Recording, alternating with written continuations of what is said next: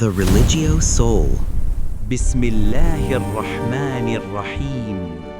দুনিয়ায় আজ মুসলমানদের সাথে যা কিছু ঘটছে, Ayatollah Ali Khamenei is dead. آمریکا و اسرائیل بزرگترین دشمن هستند. Is dead.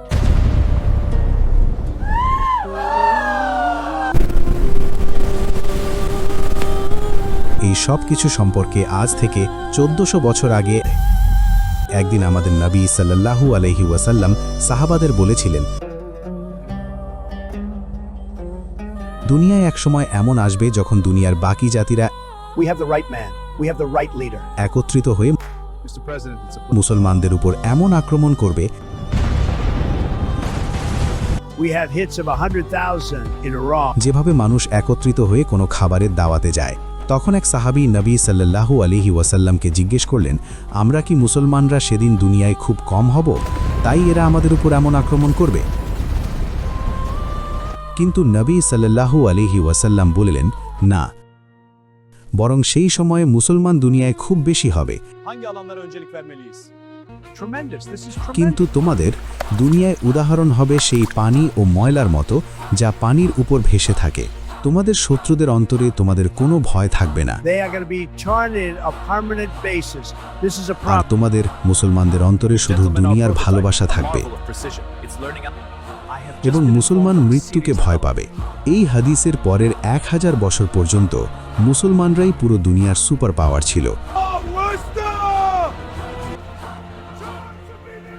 আর এই 1000 বছরের মধ্যে পুরো দুনিয়ার জাতিরা মুসলমানদের শক্তি ও বাহিনীকে ভয় করে চলত। মুসলমানরা দুনিয়ার সুপার পাওয়ার ছিল, কারণ সেই যুগে দুনিয়ার সব বড় বড় সায়েন্টিস্ট মুসলমানই ছিল। দুনিয়ার সেরা প্রযুক্তি মুসলমানদের কাছেই ছিল এবং পুরো দুনিয়া মুসলমানদেরই অনুসরণ করত। এই কারণে এই 1000 বছরে সব সময় দুনিয়ায় কোনো না কোনো মুসলমান ছিল দুনিয়ার সবচেয়ে শক্তিশালী ব্যক্তি। কিন্তু শেষ পর্যন্ত 1000 বছর পর দুনিয়ায় মুসলমানদের একটি নতুন সাম্রাজ্য সামনে আসে এবং এই সাম্রাজ্যই ছিল মুসলমানদের শেষ সুপার পাওয়ার। আর এই সাম্রাজ্যের নাম ছিল উসমানিয়া খেলাফত। والله لأعاقبنكم على طغيانهم وسأرد لكم جزاء ما فعلتم. এখন পর্যন্ত সব ঠিক ছিল, কিন্তু এখানেই যখন উসমানিয়া খেলাফত তার শক্তির চূড়ায় ছিল, তখন উসমানিয়া খেলাফত মুসলমানদের ইতিহাসের সবচেয়ে বড় ভুলটি করে। উসমানিয়া খেলাফতের আমলে হঠাৎ ইউরোপে একটি নতুন প্রযুক্তি আবিষ্কার হলো, যার নাম ছিল দ্য প্রিন্টিং প্রেস। এটি ছিল এমন একটি মেশিন যার মাধ্যমে বই খুব দ্রুত ছাপানো যেত এবং ধীরে ধীরে এই মেশিন পুরো ইউরোপে ছড়িয়ে গেল। আর এই মেশিন ইউরোপকে চিরতরে বদলে দিল। মানে যে মানুষ এর আগে অনেক দিনে হাত দিয়ে একটি বই লিখত, এখন সেই একই মানুষ ওই একই সময় 100টি বই ছাপাতে শুরু করল। তাই অবশ্যই এই মেশিনের কারণেই ইউরোপের প্রতিটি ঘরে বই পৌঁছানো শুরু করল। কিন্তু যখন এই মেশিন সেই সময়ের সুপার পাওয়ার উসমানিয়া খেলাফত পর্যন্ত পৌঁছালো, উসমানিয়া খেলাফতের স্কলার ও উলামারা বললেন যে এই প্রযুক্তি প্রিন্টিং প্রেস হারাম। ফলে এখন মুসলমানরা সেই পুরনো পদ্ধতিতে বই ধীরে ধীরে লিখতে থাকলো এবং তার বিপরীতে ইউরোপে দ্রুত লক্ষ লক্ষ বই ছাপানো শুরু হলো।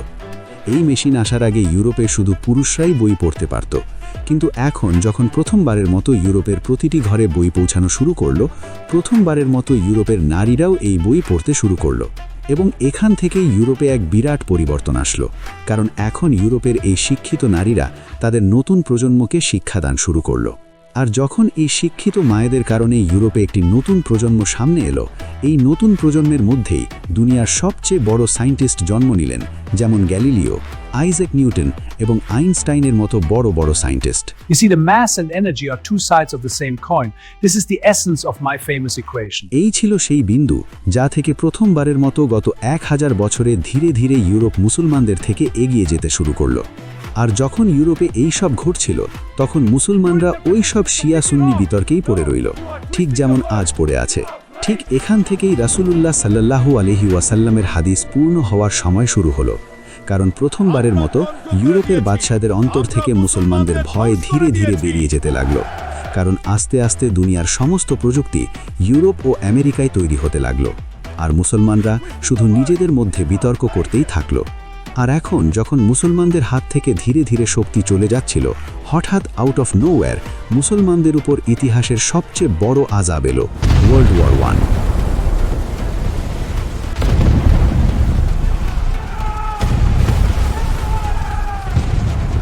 ওয়ার্ল্ড ওয়ার ওয়ানের পরে সেই মুসলমানরা যারা একসময় দুনিয়ার সবচেয়ে বড় সুপার পাওয়ার ছিল, এখন এই যুদ্ধের পর ইউরোপের বাদশারা মুসলমানদের প্রতিটি দেশকে খেলনার মতো ভাগ করে নিল, নিজেদের মধ্যে এমনভাবে ভাগ করল যেমন কোনো দাওয়াতে খাবার ভাগ করা হয়। আর তারপর এই সুপার পাওয়ারগুলো একত্রিত হয়ে প্রথমবারের মতো মুসলমানদের ফিলিস্তিনে একটি নতুন রাষ্ট্র ডিজাইন করল, ইসরায়েল। ওয়ার্ল্ড ওয়ার ওয়ানের পর মুসলমানদের যে ধ্বংসযজ্ঞ শুরু হয়েছিল তা আজও সেইভাবে চলছে। কিন্তু মুসলমানদের এই ধ্বংসযজ্ঞের মধ্যেও কিছু মুসলমান নেতা এসেছেন যারা এই সুপার পাওয়ারদের চোখে চোখ রেখে তাদেরকে চ্যালেঞ্জ করেছিলেন এবং দুনিয়ায় মুসলমানদের জন্য আবারও আওয়াজ তুলেছিলেন। দুনিয়ার প্রথম নেতা যিনি মুসলমানদের জন্য আওয়াজ তুলেছিলেন তার নাম ছিল সৌদি আরবের বাদশাহ শাহ ফয়সাল।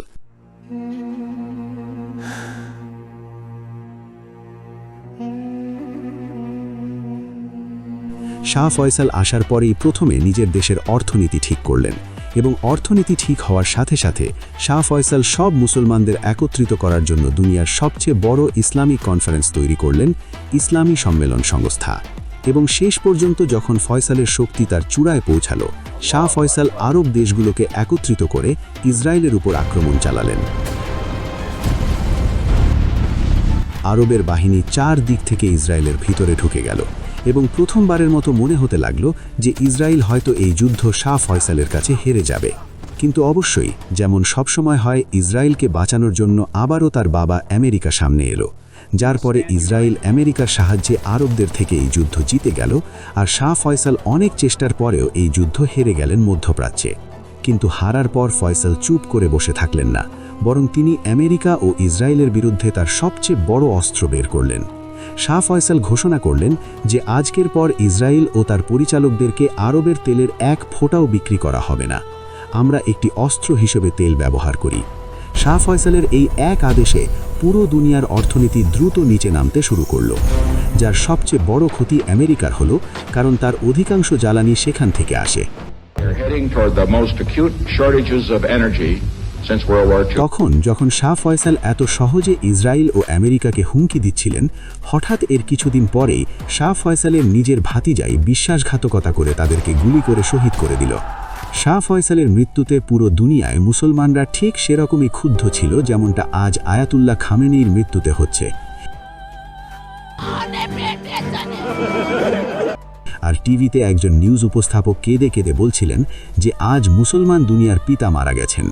শাহ ফয়সালের পরে এখন মুসলমান দুনিয়ায় আর এমন কোনো নেতা ছিল না যে মুসলমানদের জন্য আওয়াজ তুলবে। আর শাহ ফয়সালের পরে মনে হচ্ছিল যে কোনো মুসলমান নেতা আর কখনো আমেরিকাকে হুমকি দেওয়ার ভুল করবে না। কিন্তু সেটা হয়নি, কারণ যেই এখানে সৌদিতে শাহ ফয়সালকে মারা গেল, সৌদি আরবের পাশেই আরেক জায়গায় ইরানে একটি নতুন নেতা দ্রুত উঠে আসছিলেন। ইরানের মানুষ ধীরে ধীরে তাদের বাদশাকে ঘৃণা করতে শুরু করেছিল এবং সবাই এই ব্যক্তিকে তাদের নতুন নেতা হিসাবে মানতে শুরু করেছিল। আর এই ব্যক্তির নাম ছিল আয়াতুল্লাহ খোমেইনি।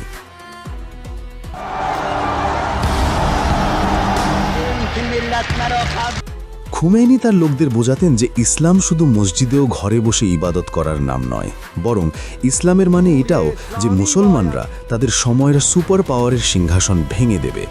এই কারণে শাহ ফয়সালের মৃত্যুর মাত্র 4 বছর পর খোমেইনি ইরানের বাদশাকে তাড়িয়ে দিলেন, পুরো ইরানকে নিজের নিয়ন্ত্রণে আনলেন।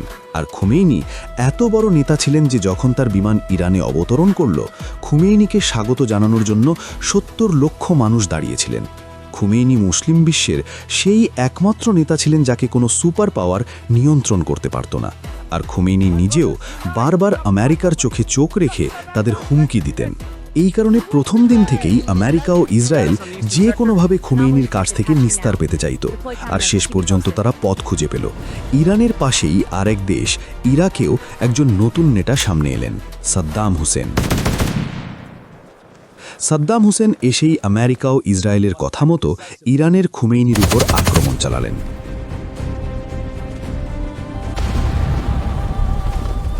আর আবারও মুসলমানদের নিজেদের মধ্যে যুদ্ধ শুরু হলো। সাদ্দাম হুসেনের আক্রমণ এত বড় ছিল যে খোমেইনির বাহিনী ধীরে ধীরে পিছু হটতে শুরু করলো এবং মনে হচ্ছিল সাদ্দাম হুসেন হয়তো খোমেইনির থেকে এই যুদ্ধ জিতে যাবে। এমনকি সাদ্দাম হুসেন টিভিতে এসে খোমেইনিকে দাজ্জাল বললেন। এখন যখন সাদ্দাম ও খোমেইনির এই যুদ্ধ চলছিল, হঠাৎ ইরানে সাদ্দাম হুসেনকে সমর্থনকারী একটি দল ইরানের প্রেসিডেন্টের উপর হামলা চালায়, যাতে ইরানের প্রেসিডেন্ট মারা যান। এই হামলায় আলী খুমেইনির আরেকজন ছাত্র গুরুতর আহত হয়েছিল এবং তার হাত এই হামলায় চিরতরের জন্য প্যারালাইজড হয়ে গিয়েছিল। এই ছাত্রের নাম ছিল আলী খামেনেই। তখন ইরানে কোনো প্রেসিডেন্ট ছিল না, এই কারণে যুদ্ধের মধ্যেই আবার প্রেসিডেন্টের নির্বাচন অনুষ্ঠিত হলো এবং এই নির্বাচনে খোমেইনির এই ছাত্র আলী খামেনেই জিতে গেলেন এবং পুরো ইরানের প্রেসিডেন্ট হলেন। আলী খামেনেইর প্রেসিডেন্ট হতেই যখন তার একটি সাক্ষাৎকার নেওয়া হলো এবং তাতে প্রশ্ন করা হলো, আপনার দুনিয়ায় সবচেয়ে বড় শত্রু কে? Mr. President, who is your worst enemy? এই সময় ইরান একটি মুসলিম দেশ ইরাকের সাথে যুদ্ধে লিপ্ত ছিল, কিন্তু ইরাকের সাথে যুদ্ধে থাকা সত্ত্বেও খামেনেই ইরাকের নাম নিলেন না, বরং বললেন, আমাদের সবচেয়ে বড় শত্রু হলো America. Our biggest enemy is America and Israel.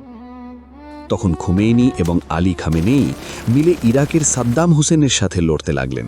আর শেষ পর্যন্ত 8 বছরের যুদ্ধের পর সাদ্দাম হুসেন এবং আমেরিকা খোমেইনিকে হারাতে পারল না এবং এই যুদ্ধ শেষ হয়ে গেল। কিন্তু এই যুদ্ধ শেষ হওয়ার মাত্র 1 বছর পর ইরানের সর্বোচ্চ নেতা আয়াতুল্লাহ খোমেইনি এই দুনিয়া থেকে চলে গেলেন।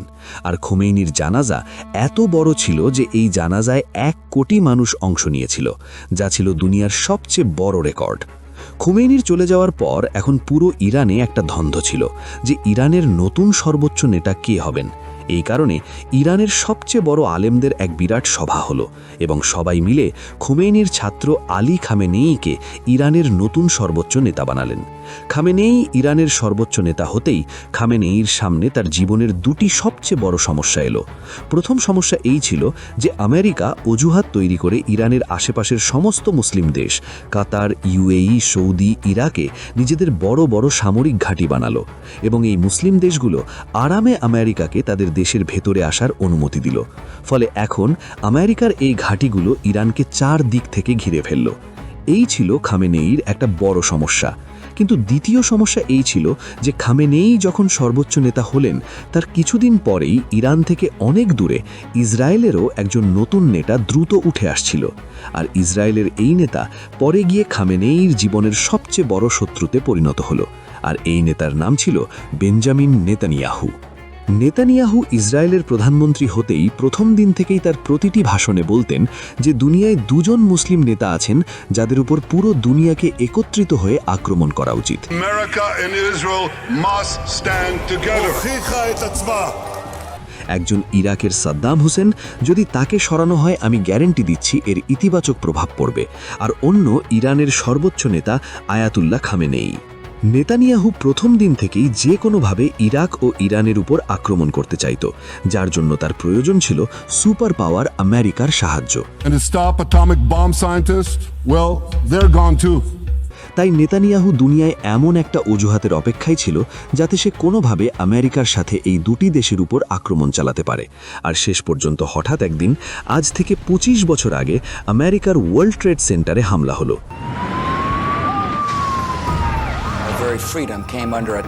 যাতে হাজার হাজার আমেরিকান মারা গেল এবং আমেরিকার প্রতিটি শিশু এই হামলার প্রতিশোধ নেওয়ার জন্য প্রস্তুত ছিল। এখন এই হামলার পরে পুরো দুনিয়ার কাছে এটা পরিষ্কার হয়ে গেল যে আমেরিকা এখন একটা আহত সিংহের মতো দুনিয়ায় যে কারোর উপর যে কোনো সময় হামলা চালাতে পারে। তখন প্রথমে আমেরিকা আফগানিস্তানে হামলা করলো, কিন্তু যখন আমেরিকা আফগানিস্তানে ব্যস্ত ছিল ইসরায়েলের নেতানিয়াহু বারবার আমেরিকার উপর চাপ দিচ্ছিল যে সে আফগানিস্তানের পাশাপাশি ইরাকের সাদ্দাম হোসেনের উপরও হামলা করুক। আর ইরাকে এই হামলার জন্য সে পুরো দুনিয়ার সামনে বড় বড় মিথ্যা বলল যে ইরাকে সাদ্দাম হোসেন পরমাণু বোমা বানাতে যাচ্ছে। আর শেষ পর্যন্ত সে মিথ্যা বলে বলে পুরো দুনিয়াকে বোঝালো। আর আমেরিকা তার পুরো শক্তি দিয়ে সাদ্দাম হোসেনের উপর আক্রমণ করে বসল। আমেরিকা ইরাকে হামলা করল, সাদ্দাম হোসেন তার ছেলেদের এবং লক্ষ লক্ষ ইরাকিকে মেরে ফেলল এবং পুরো ইরাক দখল করে নিল। কিন্তু এরপরে পুরো দুনিয়া দেখল যে ইরাকের কাছে আসলে কোনো পরমাণু বোমাই ছিল না, বরং এই হামলা আমেরিকা এবং নেতানিয়াহু মিথ্যা বলে করেছিল। পরে গিয়ে তারা নিজেরাও স্বীকার করল যে তারা ইরাকে লক্ষ লক্ষ মানুষকে কোনো কারণ ছাড়াই শহীদ করেছিল। The war in Iraq was a big fat mistake. George Bush made a mistake. কিন্তু পুরো ইরাককে ধ্বংস করার পরেও নেতানিয়াহুর সামান্য লজ্জাও এলো না। এবং সে থামল না, বরং পরমাণু বোমা সেই একই মিথ্যা এখন সে ইরান সম্পর্কেও বলতে শুরু করলো। আর আবারও আমেরিকার উপর চাপ দিতে লাগলো যে এখন সে ইরাকের পর ইরানের উপরও হামলা চালা। কিন্তু নেতানিয়াহুর এই চালাকি দেখে ইরানের সর্বোচ্চ নেতা খামেনেই এমন একটা কাজ করলেন যা নেতানিয়াহুর সব স্বপ্ন ভেঙে চুরমার করে দিল। হঠাৎ ইরানের সর্বোচ্চ নেতা ঘোষণা করলেন যে ইরান কখনোই পরমাণু বোমা বানাবে না, কারণ ইসলামে পরমাণু বোমা বানানোই হারাম। ممنوعه حرامه তখন ইসরায়েল মাথায় হাত দিয়ে বসে রইল যে সে কোন নতুন অজুহাতে ইরানের উপর হামলা চালাবে। কিন্তু ইরাকের মিথ্যার পরে এখন আর কেউ তাদের কথা মানতে প্রস্তুত ছিল না। আর এইভাবে আয়াতুল্লাহ খামেনেই নিজের দেশ ইরানকে বাঁচিয়ে নিলেন। কিন্তু এর কিছু বছর পর যখন আবারও নেতানিয়াহু ইসরায়েলের প্রধানমন্ত্রী হলো, আবারও সে দ্বিতীয়বারের মতো ইরানের উপর পরমাণু বোমার মিথ্যা অভিযোগ দিতে লাগলো। আর প্রতি বছর বলতে লাগলো যে মাত্র কয়েক মাসের মধ্যে ইরান পরমাণু বোমা বানাতে যাচ্ছে। আর গত 25 বছর ধরে বারবার নেতানিয়াহু আমেরিকার উপর চাপ দিচ্ছিল। ইরাকের সাদ্দাম হোসেনের মতোই আমেরিকা এবার যেন ইরানের উপরও হামলা করুক। কিন্তু গত 25 বছর ধরে আমেরিকা ইরাকে করা ভুলটি দ্বিতীয়বার পুনরাবৃত্তি করেনি। এবং আমেরিকায় একজন ব্যক্তি ছিলেন যিনি সবসময় ইরানের উপর হামলার ঘোর বিরোধী ছিলেন, ডোনাল্ড ট্রাম্প। ট্রাম্প সবসময় বলতেন যে আমাদের ইরানের উপর হামলা না করে বরং তাদের সাথে চুক্তি করা উচিত। We are not allowing Israel. কিন্তু যখনই আমেরিকা এবং ইরান কোনো চুক্তির জন্য পরস্পর বৈঠক করত শান্তিপূর্ণ সমাধানের জন্য, ইসরায়েল সবসময় এই বৈঠক নষ্ট করার চেষ্টা করত। I understand. We need to address this.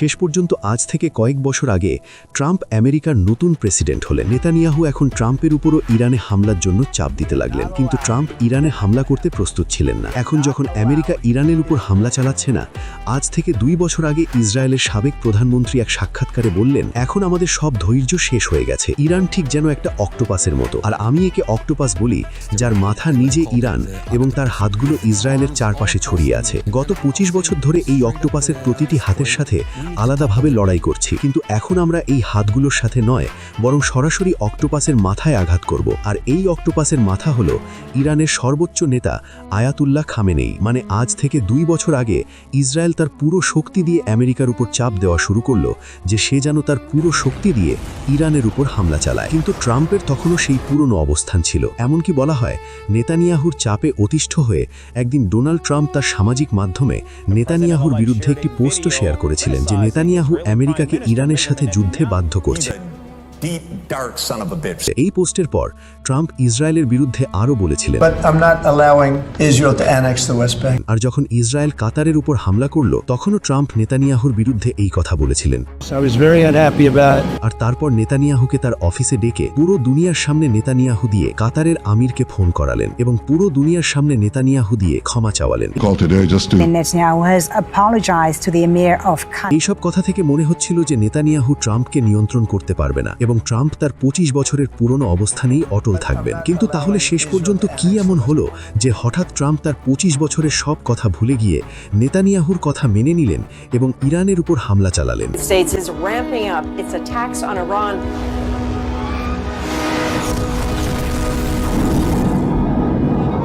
যখন ট্রাম্প নেতানিয়াহুর কথায় রাজি হচ্ছিলেন না, হঠাৎ আমেরিকায় একটি বিরাট কেলেঙ্কারি সামনে এলো, the Epstein files. Controversial Epstein files. Releases of the Epstein files. Documents from the Epstein files. বিতর্কিত এপস্টাইন ফাইলস। এই ফাইলসগুলোতে দুনিয়ার বড় বড় লোক এক্সপোজ হলো, যেমন বিল ক্লিন্টন, বিল গেটস এবং ডোনাল্ড ট্রাম্প, যার ফলে পুরো আমেরিকায় শুধু একটি বিষয়েই বিতর্ক চলছিল, যার কোনো জবাব ট্রাম্পের কাছে ছিল না। এটা ট্রাম্পের জীবনের সবচেয়ে বড় কেলেঙ্কারি ছিল।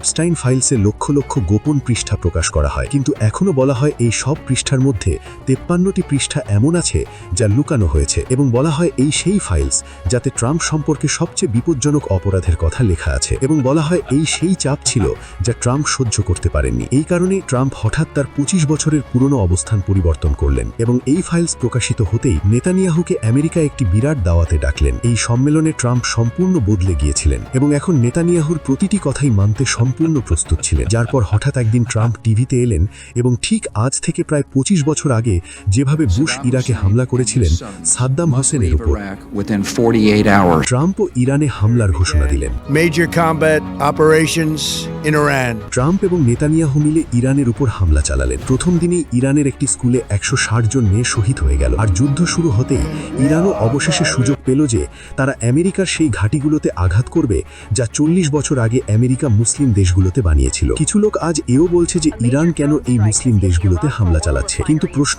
এটা নয় যে ইরান কেন এই মুসলিম দেশগুলোতে হামলা চালাচ্ছে, বরং প্রশ্ন এটা যে শেষ পর্যন্ত 40 বছর ধরে এই মুসলিম দেশগুলো আমেরিকার সেনাবাহিনীকে নিজেদের দেশে থাকার অনুমতি দিল কেন। এই সেই ঘাঁটিগুলো ছিল যা থেকে আমেরিকা সবসময় মুসলিম বিশ্বকে ভয় দেখাতো। এই কারণেই আজ ইরান একে একে এই সব ঘাঁটিতে হামলা চালালো। যুদ্ধ শুরু হতেই ইসরায়েল এবং আমেরিকার সবচেয়ে বড় লক্ষ্য ছিল ইরানের সর্বোচ্চ নেতা আয়াতুল্লাহ খামেনেই, এবং এই বিষয়টা ইরানের বাহিনীও ভালো করেই জানত। এই কারণেই বলা হয় খামেনেইকে তার নিজের অফিসের নিচে একটি বাংকারে নিরাপদে রাখা হয়েছিল। কিন্তু যুদ্ধের পরের দিনই সকাল 6টায় ইসরায়েলের 200টি ফাইটার জেট দ্রুত ইরানের রাজধানীর দিকে রওনা হলো।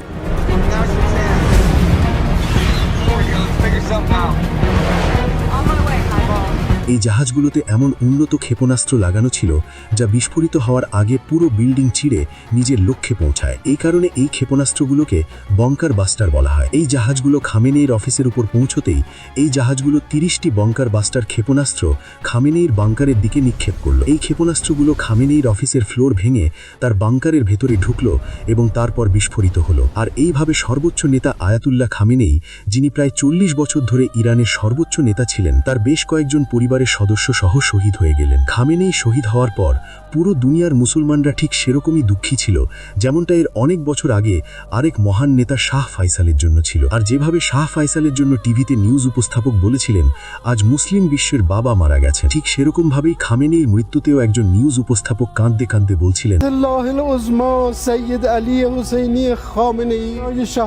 আজ দুনিয়ায় 2 বিলিয়ন মুসলমান আছে, আর তাদের তুলনায় ছোট্ট ইসরায়েল যে মুসলিম বিশ্বের কেন্দ্রে ঢুকে আবারও এক মুসলিম নেতাকে মেরে ফেলল, এবং দুনিয়ার 2 বিলিয়ন মুসলমান কিছুই করতে পারল না। আর রাসূলুল্লাহ সাল্লাল্লাহু আলাইহি ওয়াসাল্লামের হাদিস সম্পূর্ণ সঠিক ছিল যে একদিন মুসলমান হবে অনেক বেশি, কিন্তু তাদের দুনিয়ায় কোনো মূল্য থাকবে না, এবং তারা ঠিক সেরকমই হবে যেভাবে পানির উপর ময়লা ও ফেনা হয়। আর এই গল্প এখানেই শেষ হয় না, বরং Gaza, Iraq, Afghanistan, Libya, Syria, Yemen এবং এখন ইরানকে ধ্বংস করার পর ইসরায়েলের নেতারা আগেই বলে দিয়েছেন যে তাদের পরবর্তী লক্ষ্য কে হবে।